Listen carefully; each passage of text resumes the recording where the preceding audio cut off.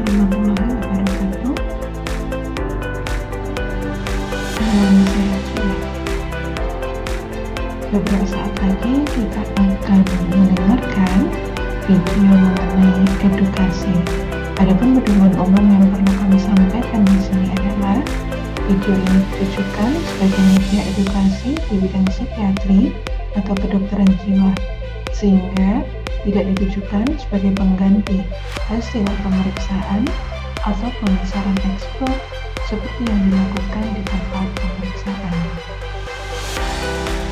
Akses video ini dapat digunakan sesuai kebutuhan. Di webinar ini, kami mempersilahkan untuk menggunakan headset ataupun earphone dengan volume yang disesuaikan. Perhatikan pencahayaan ruangan dan pastikan diri sendiri dalam kondisi sehat. Dukung upaya kami dalam menyebarkan edukasi di bidang kesehatan jiwa dengan cara like, subscribe, dan share video ini sebagai bentuk apresiasi. Selamat mengikuti penjelasan dalam video ini. Semoga bermanfaat.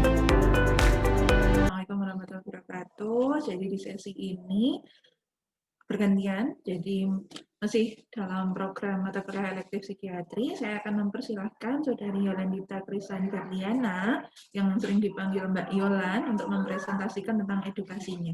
Oke, silakan Yolan. Terima kasih dokter, saya izin share. Oke, baik. Selamat siang, selamat pagi, selamat malam, dan selamat sore mungkin bagi Dokter Ulia dan teman-teman sekalian. Perkenalkan, di sini saya Yolandita, bisa dipanggil Yola, dari mahasiswa pendidikan dokter FKUB angkatan 2018. Pada kesempatan kali ini saya akan mempresentasikan dan membagi sedikit tips dan trik untuk teman-teman sekalian dan mungkin juga khususnya untuk saya sendiri, jadi tentang memanage diri kita dan juga kondisi pandemik untuk saat ini. Jadi ini mungkin bisa untuk semua mahasiswa dan juga mungkin khususnya untuk mahasiswa semester 5 karena ini juga berkaca dari pengalaman yang saya ambil gitu. Jadi untuk pertama ini ada tips yang pertama, jadi diharapkan untuk kita sebagai mahasiswa untuk tetap update informasi, namun jangan berlebihan alias lebay. Nah, maksudnya dari update informasi di sini adalah informasi mengenai COVID-19 yang sekarang ini sedang merajalela. Jadi contohnya saja mungkin seperti di Malang, jadi baru-baru ini mungkin seperti yang kita tahu bahwa COVID-19 sedang marak atau rame-ramenya di Malang. Jadi di RSUB penuh, di RSSA penuh, kemudian juga di rumah sakit lainnya di Malang itu juga sedang penuh. Nah, ini perlu untuk menjadi concern kita bersama bahwa ketika keadaan mungkin sedang ramai atau sedang naik-naiknya kasus COVID, maka kita sebagai mahasiswa perlu untuk menahan hasrat untuk nongkrong, untuk mungkin sekedar ngopi atau bergosip dengan teman-teman.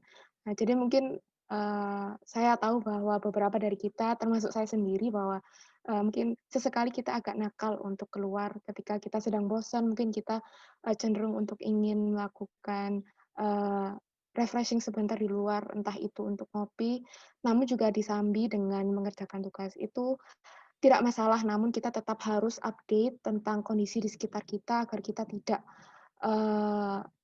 malah menjadi masalah bagi kita sendiri. Nah, juga untuk update informasi ini kita juga tidak perlu untuk berlebihan, karena apabila kita berlebihan maka itu akan menjadi masalah tambahan bagi kita, di mana kita mungkin akan menjadi panik dan jadi stres sendiri, seperti itu. Kemudian untuk tips yang kedua adalah jaga gaya hidup dan juga jaga kesehatan. Mungkin juga banyak dari kita yang memilih untuk lebih banyak menghabiskan waktu di rumah. Nah, namun perlu diperhatikan juga bahwa dengan banyak di rumah, kita bukan berarti terlepas dari resiko untuk terkena COVID-19 atau terkena stres akibat pandemi ini. Jadi, perlu untuk kita sadari bahwa kita harus menjaga makanan kita. Mungkin beberapa dari kita mungkin karena di rumah aja, nah untuk refreshing mungkin kita akan lebih sering untuk pesan GoFood atau mungkin eee, melakukan hal-hal yang seperti rebahan, seperti itu mungkin itu, boleh untuk dilakukan. Namun kita juga tetap harus, menjaganya dengan mungkin yang pertama adalah makan teratur dan juga disesuaikan dengan kebutuhan tubuh kita. Jadi harus tetap bergizi dan seimbang. Nah, yang kedua mungkin perlu untuk banyak minum air putih karena ya untuk, sehari-hari kita perlu untuk fokus dan konsentrasi selama kuliah dan juga untuk, kita juga perlu untuk mengkonsumsi buah-buahan. Nah, yang ketiga adalah, kita juga perlu untuk mengkonsumsi vitamin apabila dirasa perlu dan juga apabila kita terbiasa untuk minum vitamin dan suplemen untuk menjaga imunitas kita, seperti itu. Kemudian untuk yang selanjutnya adalah cukupi kebutuhan rebahan tapi jangan ketika kelas. Jadi maksud dari rebahan ini adalah maksudnya adalah istirahat. Jadi meskipun kita sebagai mahasiswa, khususnya mahasiswa semester 5 yang mungkin saat ini sedang banyak tugas, kemudian jadwal-jadwal kuliah yang padat dari pagi hingga sore, bahkan ada yang menyusul di malam hari, dan juga mungkin yang sedang giat-giatnya untuk mengerjakan TA atau proposal, namun kita tetap harus menyisihkan waktu untuk istirahat. Jadi mungkin di sela-sela kelas atau di sela-sela kita mengerjakan tugas, apabila kita merasa udah mulai jenuh, mulai capek, mulai matanya mulai terasa ingin tidur atau mungkin juga lagi low back pain, kita boleh menyisihkan waktu kita sekitar 15 menit hingga 30 menit untuk beristirahat atau untuk rebahan di kasur lah, seperti itu. Namun juga perlu diingat bahwa kita jangan sampai kita melakukan rebahan ketika kelas karena itu bisa mengganggu konsentrasi kita juga ketika kelas berlangsung. Nah, kemudian untuk yang selanjutnya adalah usahakan untuk fokus pada hal yang bisa dikontrol. Kecuali kalau kita sudah capek banget atau istilahnya udah ngantuk banget. Jadi mungkin ketika kita sedang fokusnya melakukan kegiatan belajar mengajar atau merevisi TA, usahakan untuk duduk di kursi. Jadi duduk di kursi itu bisa membantu kita untuk tetap fokus dan juga mencegah rasa kantuk atau malasnya kita. Mungkin selain duduk di kursi, mungkin kita juga bisa, menemani, fokus kita dengan belajar itu dengan, mungkin menyediakan minuman atau mungkin cemilan, bisa dengan sambil ngopi sesekali, mungkin bisa di off cam terlebih dahulu, kemudian kita bisa, minum sebentar untuk kembali memfokuskan pikiran kita terhadap kelas yang sedang kita jalani. Nah, mungkin ini ada juga tips dari dosen PA saya. Mungkin ini agak kurang bisa apa ya, kurang terjaga juga kurang aman, tapi mungkin bisa dicoba kalau misalnya manjur. Jadi bisa menggunakan balsam atau fresh care, mungkin bisa dihirup atau mungkin kalau lebih yang hardcore lagi mungkin bisa dioleskan di bawah mata, seperti itu. Mungkin ini agak kurang aman ya, tapi bisa dicoba, seperti itu. Mungkin selanjutnya juga bisa sesekali refreshing atau nonton drama misalnya. Mungkin yang baru-baru ini sedang rame yaitu startup, mungkin kita bisalah menonton drama untuk sesekali ya, untuk refreshing ketika kita jenuh untuk melakukan pembelajaran, kemudian juga mungkin yang lagi suntuk-suntuknya untuk merevisi proposal tugas akhir. Nah, kita jangan sedih dan jangan stres sendiri karena kita masih punya hal yang bisa membuat kita terhibur ya, contohnya adalah drama. Mungkin selain itu mungkin juga bisa kita melakukan refreshing yang mungkin tidak hanya jalan-jalan keluar, tapi mungkin kita juga bisa melakukan hobi yang bisa dilakukan di dalam rumah. Mungkin seperti workout atau mungkin bisa bersih-bersih kamar, mungkin bisa juga bantu-bantu orang tua untuk melakukan pekerjaan rumah. Kemudian juga mungkin apabila punya hewan peliharaan di rumah, kita bisa refreshing dengan mereka sambil bermain-main seperti itu. Nah, kemudian yang tips yang terakhir dari saya adalah sebisa mungkin untuk keep in touch atau menjaga hubungan atau komunikasi dengan orang-orang terdekat atau tersayang. Jadi mungkin meskipun kita tidak bisa bertemu secara langsung, kita masih bisa kok untuk chatting atau video call atau mungkin juga apabila yang masih melakukan kirim surat juga bisa. Itu mungkin bisa lebih so-sweet lagi seperti Namdosan dan Soldalmi di startup seperti itu. Dan untuk tips yang selanjutnya untuk mungkin teman-teman yang masih merantau dan juga mungkin belum bisa pulang, karena pandemi ini mungkin juga bisa sering-sering telepon orang tua, mungkin bisa setiap hari, itu juga bisa membantu, mengurangi stres kita karena sibuk-sibuknya kita di kuliah dan padat-padatnya kita di kuliah.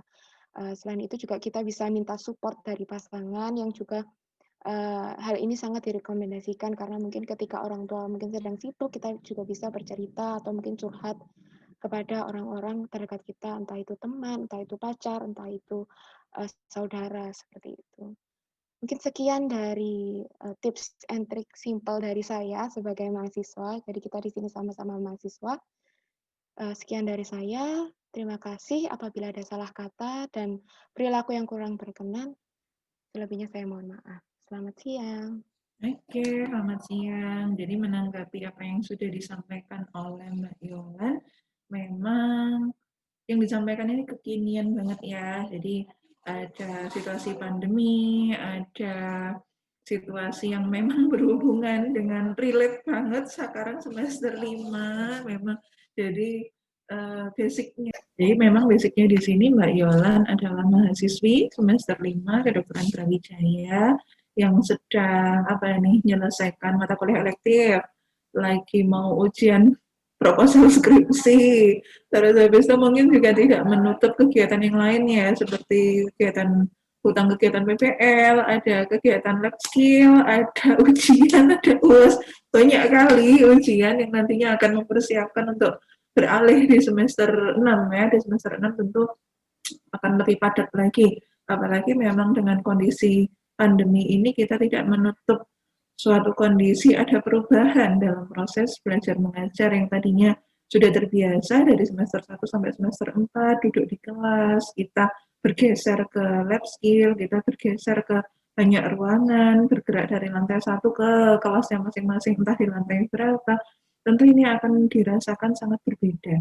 Yang tadinya ketemu teman, yang tadinya mungkin jajan-jajan di kantin atau di mana gitu ya, nyempil di bawah pohon. Nah, ini jadi berubah semuanya ketika kondisi COVID ini sudah melanda semua daerah di Indonesia, dan ini tentu tidak dirasakan satu atau dua orang saja, tapi banyak orang juga akan merasakan demikian.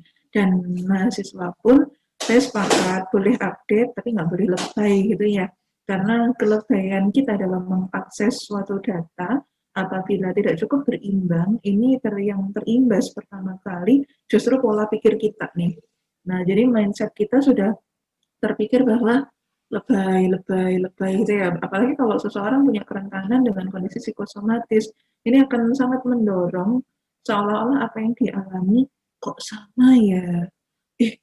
Dia rasanya gini, mati rasa, kok sama ya. Nah, akhirnya sama semua. Yang dibaca di semua artikel sama semua.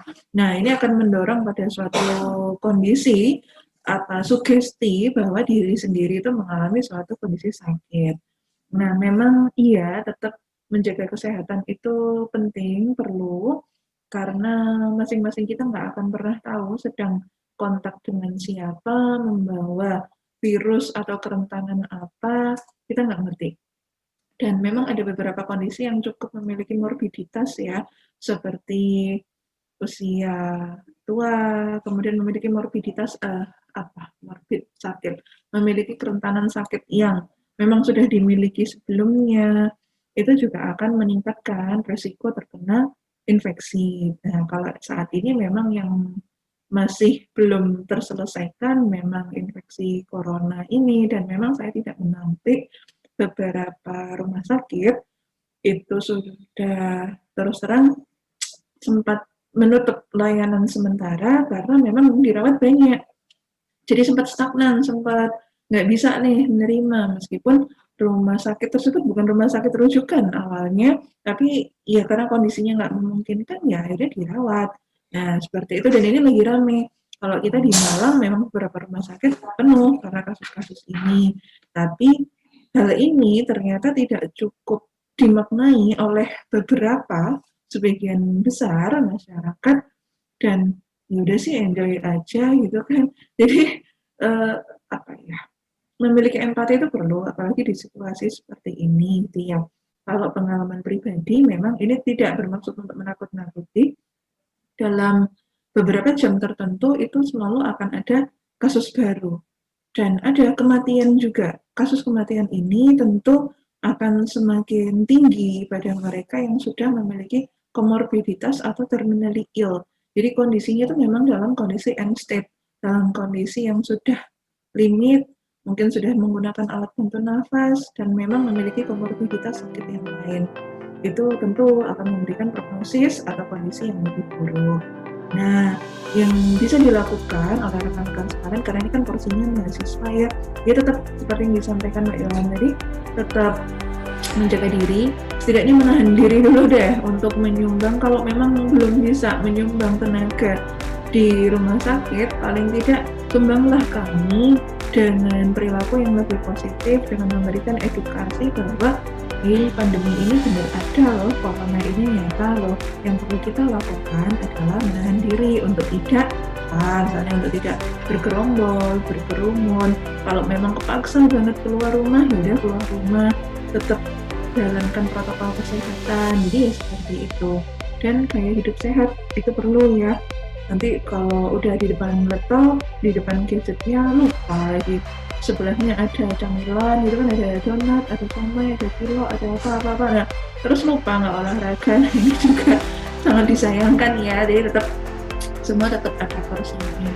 Dan memang bagi semua pejuang skripsi, fighting, tetap semangat. Ini adalah salah satu fase yang perlu dilalui, dijalani. Nggak apa-apa kalau skripsinya dikasih note gitu ya, dikasih coret-coretan, ada tinta merah, tinta kuning, tinta hijau.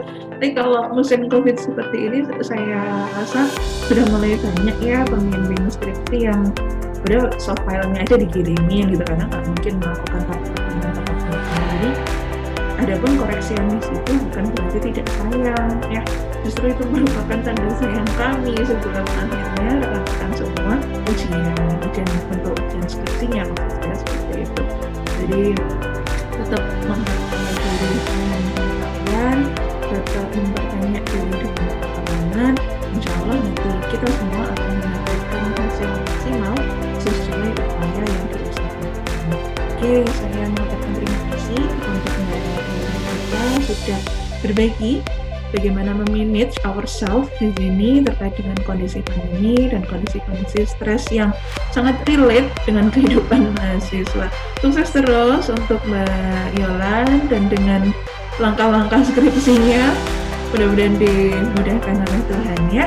Oke, saya mohon undur diri dari ini. Terima kasih. Mungkin kita akan lanjutkan sesaat lagi dengan tema yang berbeda dari yang berbeda. Assalamualaikum warahmatullahi wabarakatuh.